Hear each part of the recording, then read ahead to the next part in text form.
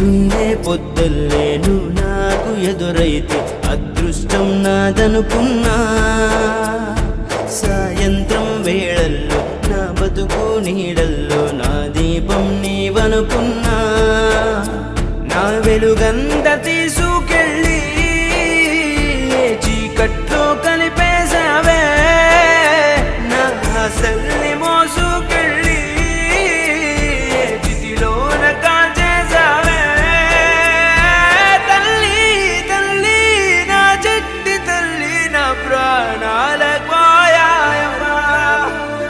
నీవే లేని లోకాన నేను శవమ